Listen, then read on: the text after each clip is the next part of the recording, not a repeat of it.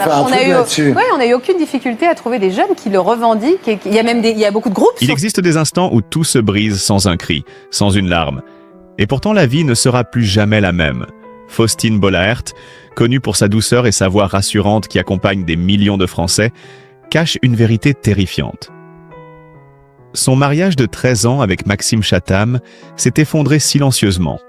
Pas d'infidélité spectaculaire, pas de scandale médiatisé, mais une trahison invisible, quotidienne, un vide qui rongeait chaque jour un peu plus son cœur et qui a changé sa vie à jamais. Derrière les sourires parfaits et les apparitions publiques soignées, se jouait un drame que personne n'aurait imaginé. Et ce silence, plus cruel que n'importe quel éclat de colère, allait bientôt révéler une frontière qu'elle ne franchirait jamais. Faustine Bollaert n'était pas une femme qui prenait des décisions à la légère.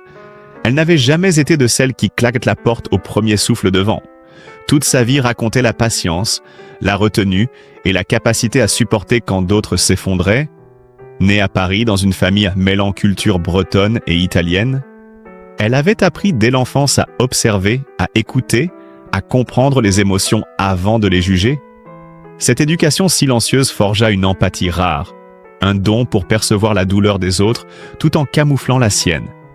Un talent qui allait bientôt se transformer en piège invisible, car accueillir la souffrance des autres sans jamais demander de soutien finit par isoler. Et Faustine, malgré son sourire public et sa voix chaleureuse, portait déjà un poids que personne ne voyait. Elle qui racontait les histoires des autres à la radio puis à la télévision. Elle devenait la confidente silencieuse de millions de Français, chaque jour exposée aux douleurs, aux trahisons et aux secrets des vies brisées, et pourtant, personne ne connaissait l'ampleur de sa propre solitude. Personne ne savait que derrière les caméras, elle affrontait ses propres absences, ses propres silences étouffants. Lorsqu'elle rencontra Maxime Chatham, écrivain au monde intérieur complexe et fascinant, beaucoup parlèrent d'un coup de foudre improbable. Faustine incarnait la lumière, l'écoute, la chaleur humaine, lui, l'ombre, les profondeurs de l'âme, les violences refoulées et une obsession pour ses créations littéraires. Cette différence qui d'abord fascinait, rassurait même, allait progressivement devenir un gouffre silencieux. Au début, l'équilibre semblait parfait, le mariage discret en 2012, les enfants Abby et Peter, un foyer stable, protégé, une vie à l'abri du bruit, aux yeux du public un modèle d'idéal moderne, 2 carrières brillantes et respect mutuel apparent, mais derrière cette façade, l'absence répétée de Maxime, ses longues nuits enfermées dans son univers de romans, ses silences habités d'idées et de pages à écrire, commençaient à transformer le calme en tension invisible. Faustine, fidèle à elle-même, respectait, compensait, ajustait, comblait les vides sans jamais les nommer, ignorant qu'il y avait une différence fondamentale entre silence choisi et silence subi. Et le sien devenait progressivement un silence d'attente, une patience qui usait son cœur sans qu'elle s'en rende compte. Les signes étaient subtils mais constants. Un été sans alliance, des photos de vacances où il n'apparaissait jamais, des apparitions publiques solitaires où son absence devenait presque un personnage à part entière. Chaque détail semblait anodin, mais racontait une histoire que seuls les observateurs attentifs pouvaient lire. Et Faustine, dans son quotidien, commençait à sentir que ce qu'elle espérait ne viendrait plus jamais, que l'homme qu'elle aimait n'était plus là de la manière dont elle en avait besoin. Les mots restèrent de polis, les sourires mesurés, mais le vide croissait, inexorablement. Elle continuait pourtant d'avancer, de maintenir la façade, d'assurer les rituels du quotidien, les devoirs, les repas, les bains, les histoires du soir, tout en portant seule une charge autrefois partagée. Et cette accumulation silencieuse, imperceptible pour l'extérieur, était en réalité la trahison la plus cruelle, car elle effaçait sans bruit, rongeait sans éclat et faisait vaciller un pilier que personne n'avait remarqué. Les interactions publiques, comme ce gala caritatif du printemps 2025, révélaient subtilement la fracture. Face aux flashs et aux questions des journalistes, Faustine répondait avec un sourire maîtrisé, doux et tendre, mais ses mots étaient précis, révélateurs. « Je suis venu en tant que mère ». 3 mots simples qui traçaient une frontière invisible mais définitive. Il ne s'agissait pas d'abandon ni de colère, mais d'un refus silencieux de continuer à se perdre, d'un signal clair que le pardon n'avait plus sa place. Et derrière ces mots publics, dans les coulisses, les regards attentifs pouvaient percevoir un changement radical. Elle n'était plus simplement la femme forte qui supporte tout. Elle devenait celle qui se respecte, qui refuse d'effacer sa propre valeur au profit de l'illusion d'un couple. Et dans cette décision, il y avait une violence intérieure, un fracas invisible plus destructeur que n'importe quelle dispute publique. Car elle ne pouvait plus se battre pour quelqu'un qui ne se battait jamais pour elle. Les semaines suivantes confirmaient ce que ses sens lui murmuraient depuis des mois. Absence multipliée, conversations superficielles, tentatives de rapprochement qui s'échouaient. Et cette accumulation de micro-signes, ce silence constant, annonçait une vérité que l'on n'entend pas, mais que l'on sent profondément. Le mariage n'était plus qu'une coquille vide, un rôle à jouer pour l'extérieur, et Faustine, dans sa solitude intérieure, commençait à réapprendre à respirer pour elle-même, à écouter son propre cœur, à reconnaître que l'amour, lorsqu'il devient déséquilibré et silencieusement destructeur, cesse d'être refuge et devient charge invisible. Et c'est précisément dans ce vide qu'elle allait trouver la force de se reconstruire.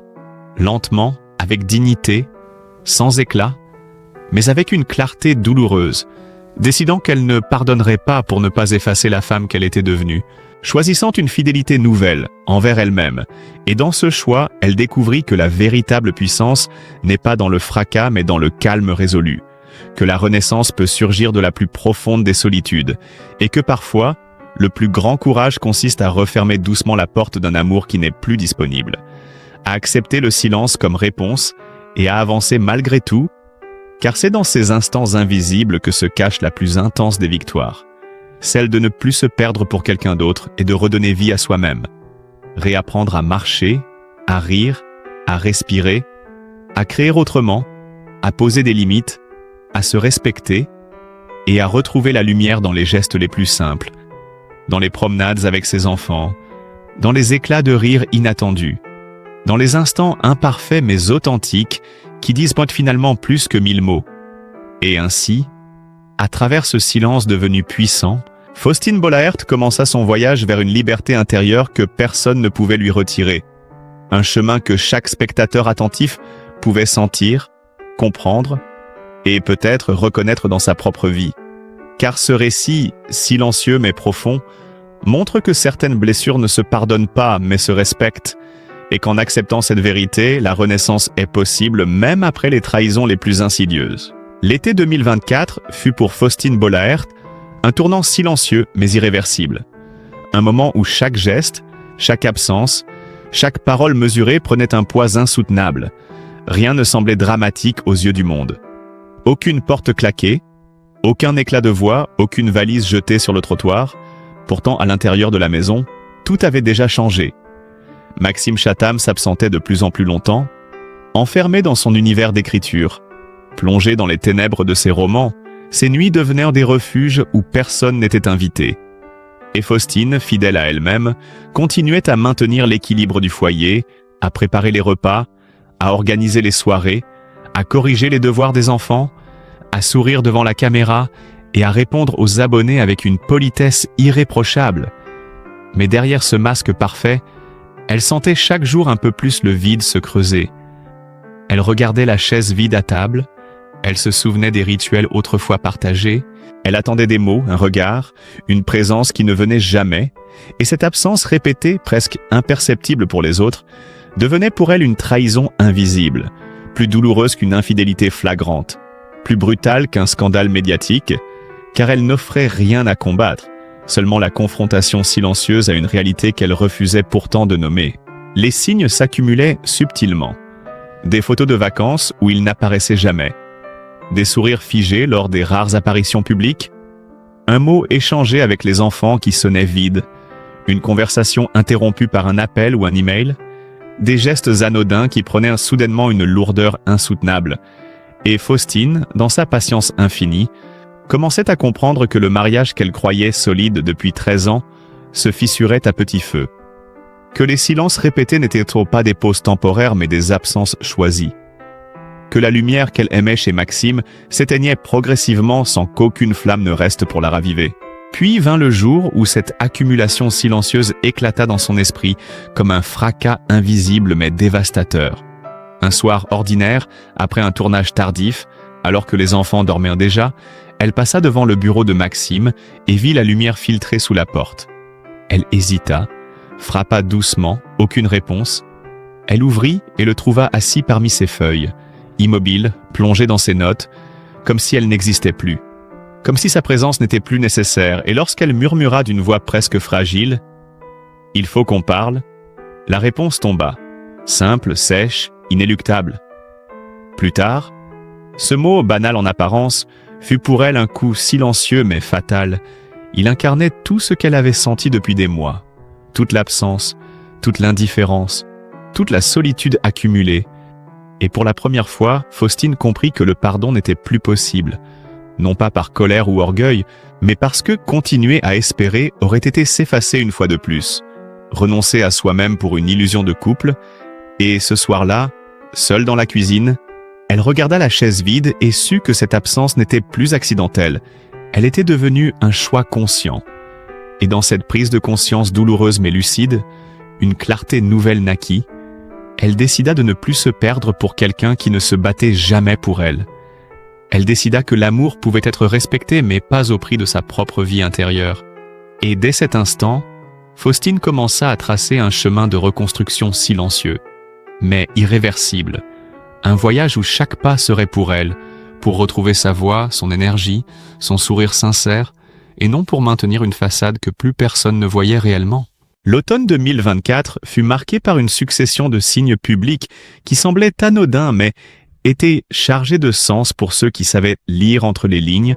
Au flash des photographes lors d'un gala, elle apparut seule, souriante, polie, répondant à la question attendue sur l'absence de son mari. « Je suis venue l'écouter en tant que mère. » 3 mots qui scellaient une frontière invisible mais définitive. Elle ne disait ni colère ni abandon. Elle disait simplement ce qu'elle était encore et ce qu'elle ne serait plus jamais. Et pour ceux qui la connaissaient, ce fut un signal clair. La rupture n'était pas un éclat soudain, mais le résultat d'une accumulation silencieuse, invisible aux yeux du public, mais dévastatrice dans l'intimité. Dans les semaines qui suivirent, Faustine changea subtilement, son sourire moins maîtrisé, plus fragile, plus vrai, des gestes qui montraient qu'elle reprenait possession de sa vie.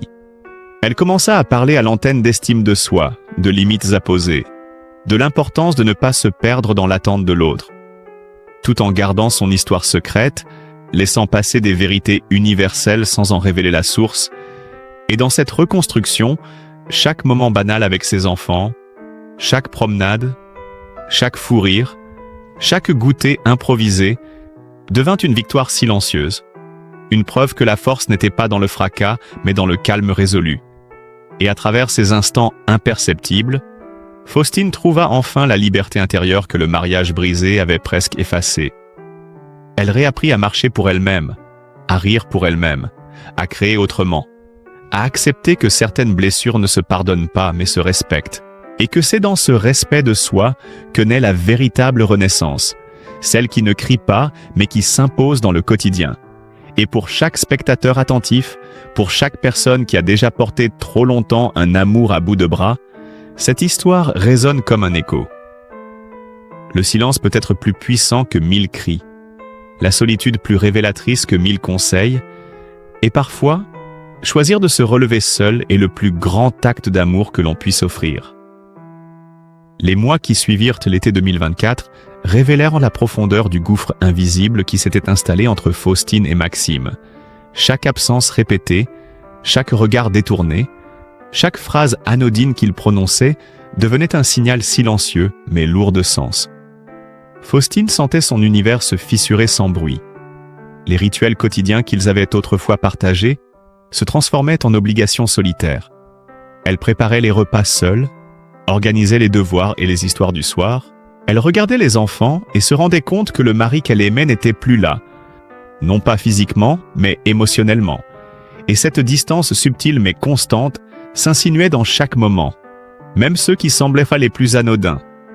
Une conversation banale sur le dîner, un échange sur les devoirs, un simple sourire échangé avec les enfants.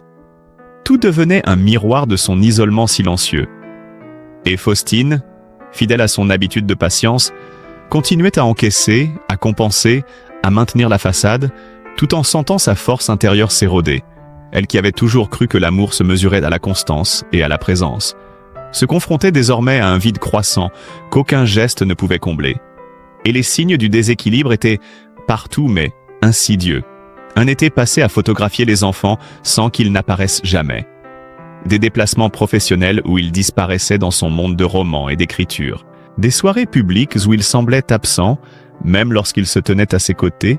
Et dans ces moments, Faustine percevait une vérité qu'elle n'avait jamais voulu affronter. L'homme qu'elle avait choisi pour partager sa vie n'était plus disponible, non par méchanceté, mais par absorption totale dans son propre univers. Un univers qu'elle respectait autrefois, mais qui maintenant la laissait seule face à la réalité de son mariage. Et cette solitude croissante devenait chaque jour plus tangible, plus difficile à ignorer. Elle commençait à sentir la fatigue silencieuse s'installer dans ses gestes, dans son sourire, dans sa voix à l'antenne. Cette énergie qu'elle déployait pour écouter, comprendre et soutenir les autres devenait une ressource qu'elle puisait pour survivre elle-même. Et le contraste entre sa vie publique rayonnante et son monde privé en déclin était plus douloureux que n'importe quel conflit spectaculaire. Car il n'y avait pas de scène à montrer, pas de cris à entendre, seulement l'accumulation de micro-signes, de silences et de regards qui ne se croisent plus. Et au fil des semaines, cette tension invisible atteignait son apogée lorsque Faustine réalisait que les petites attentions qu'elle attendait depuis des mois, ces preuves de présence et d'amour silencieuses qu'elle croyait acquises, n'arrivaient jamais, que chaque mot échangé avec Maxime semblait calculé, distant, comme s'il ne savait plus comment être simplement là, et cette révélation progressive transformait la fatigue en douleur sourde, en un sentiment d'effacement, plus dévastateur que n'importe quelle dispute, car il ne laissait rien à combattre, rien à corriger, seulement à observer, à accepter, à encaisser. Et Faustine, malgré sa maîtrise légendaire, commençait à ressentir que l'invisible pesait plus que tout ce qu'elle avait enduré jusque-là. Que la lumière qu'elle aimait chez Maxime s'éteignait lentement, mais sûrement, et que l'ombre dans laquelle il s'enfermait ne ferait jamais partie de sa vie comme elle l'avait espéré. Chaque absence, chaque regard détourné, chaque mot vague contribuait à dessiner une frontière invisible mais réelle, une limite qu'elle n'aurait jamais cru devoir tracer. Et c'est précisément dans ce contexte de tension silencieuse, d'isolement intérieur, de patience mise à l'épreuve, que Faustine commença à percevoir l'ampleur de la fracture, non pas dans un éclat de colère, non pas dans un scandale médiatisé, mais dans la répétition quotidienne des gestes, des silences et des absences qui racontaient une histoire que les mots ne pouvaient pas traduire. Et cette histoire, pleine de non-dits et de contradictions, construisait inexorablement un moment de bascule qu'elle ne pouvait plus ignorer. Un moment où elle comprendrait que continuer à espérer pour un amour qui n'existait plus serait s'effacer une fois de plus, et que même le plus discret des silences pouvait devenir une force dévastatrice, capable de transformer une vie entière. L'automne 2024 apporta avec lui une série de petites révélations silencieuses qui, mises bout à bout, faisaient vaciller tout l'univers de Faustine Bollaert. Chaque matin, elle se levait avec la sensation d'un poids invisible. La maison semblait plus grande, plus vide. Les rires des enfants résonnèrent dans un espace qu'elle partageait désormais seule, et Maxime, absorbé par son écriture, disparaissait à nouveau pour des nuits entières, laissant derrière lui des feuilles griffonnées, des notes éparses et un silence oppressant. Et Faustine, fidèle à son habitude, continuait à sourire devant la caméra, à accueillir les histoires des autres, à offrir des conseils, à poser des questions. Mais à l'intérieur, elle sentait la fissure s'élargir. Chaque regard détourné, chaque mot vague, chaque absence non expliquée, devenait une preuve silencieuse qu'elle n'était plus au centre de son propre mariage. Et ce constat, petit à petit, se transformait en douleur aiguë, une douleur qui ne se montrait pas, qui n'avait pas de cris ni de larmes, mais qui s'infiltrait dans chaque geste, chaque décision, chaque pensée. Et Faustine se rendait compte que la patience qu'il avait définie toute sa vie, cette patience qu'elle avait toujours considérée comme une vertu, était en réalité devenue un piège invisible qui l'épuisait. Et pourtant, elle n'abandonnait pas, elle continuait à soutenir, à maintenir le foyer, à organiser les repas, les soirées, à rassurer les enfants, tout en observant Maxime s'éloigner un peu plus chaque jour dans son univers. Et il y avait des moments presque imperceptibles mais lourds de sens, comme lorsque, lors d'un dîner, un sourire esquissé tombait dans le vide, ou quand elle posait une question sur la journée et recevait un simple « ça va » ou « plus tard » comme réponse. Et ces mots, si anodins en apparence, résonnaient en elle comme des coups silencieux, car ils signifiaient que l'homme qu'elle aimait n'était plus disponible, pas par méchanceté mais par immersion totale dans son monde. Et cette réalisation l'a confrontée à une vérité qu'elle n'avait jamais osé envisager, que l'amour pouvait s'éteindre sans drame apparent, qu'un mariage pouvait mourir dans le silence et la répétition, que l'absence répétée, la distraction constante, le détachement quotidien pouvaient devenir plus destructeurs que n'importe quelle dispute publique, et Faustine, dans ces moments seuls, commençait à ressentir une colère douce mais percutante, une tristesse sans larmes, un désespoir qu'elle ne pouvait partager, car elle avait toujours cru que la force signifiait supporter sans se plaindre. Et maintenant, cette force se retournait contre elle. Chaque acte de patience devenait un rappel cruel de ce qu'elle avait perdu. Et chaque regard de ses enfants, si lumineux et innocent, lui renvoyait l'écho de ce vide. Elle se demandait comment un amour si longtemps nourri pouvait se transformer en un espace vide et silencieux. Comment un compagnon de vie pouvait devenir un étranger? Et c'est précisément dans ce mélange de déception et de lucidité que les signes se multipliaient. Maxime rentrait plus tard, parfois pas du tout. Des rendez-vous professionnels l'éloignaient encore. Et lorsque la maison était silencieuse, il arrivait qu'elle trouve une lumière filtrée sous la porte de son bureau. Entendre les pages tourner, voir des notes éparses, mais jamais un mot pour elle, jamais un geste pour combler la distance. Et chaque silence s'accumulait, chaque absence devenait une preuve, chaque moment banal un révélateur. Et Faustine comprenait peu à peu que ce qu'elle attendait depuis des mois, peut-être des années, n'arriverait plus jamais, que les efforts pour maintenir le lien, pour combler l'espace, pour sauver un mariage silencieusement mourant, étaient désormais vains. Et cette accumulation de signes, ces micro-indications, ces silences répétés, construisaient un crescendo émotionnel, un moment imminent de bascule, un point invisible mais inévitable où la patience touchait ses limites. Et Faustine, malgré toute sa maîtrise et sa retenue, sentait que ce point approchait, qu'un mot, un geste, une absence de plus pourrait tout changer, car la vérité, longtemps cachée derrière les sourires et les gestes quotidiens, se dessinait avec clarté. Et le calme apparent n'était qu'un masque sur une tempête prête à éclater, une tempête silencieuse mais capable de transformer à jamais la perception de l'amour, du couple et de la vie partagée. Et c'est dans cette atmosphère tendue, faite de gestes imperceptibles, de regards détournés et de mots jamais prononcés, que Faustine se préparait, sans le savoir encore, au moment précis qui scellerait la frontière invisible entre elle et Maxime, le moment où elle comprendrait que la continuité du mariage n'était plus possible, où elle réaliserait que chaque effort pour combler le vide avait atteint ses limites, et que le silence, plus parlant que n'importe quel mot, devenait enfin la seule réponse à une absence qui ne pourrait plus jamais être comblée. Si vous avez ressenti un jour cette solitude silencieuse, cette fatigue intérieure qui pèse plus que n'importe quelle dispute, vous comprendrez Faustine Bollaert, cette femme qui a porté pendant des années le poids de la vie des autres, sans jamais se plaindre, qui a souri quand son cœur se brisait en silence, et qui pourtant a trouvé la force de se relever, de se respecter, de choisir sa propre lumière. Son histoire n'est pas seulement la sienne.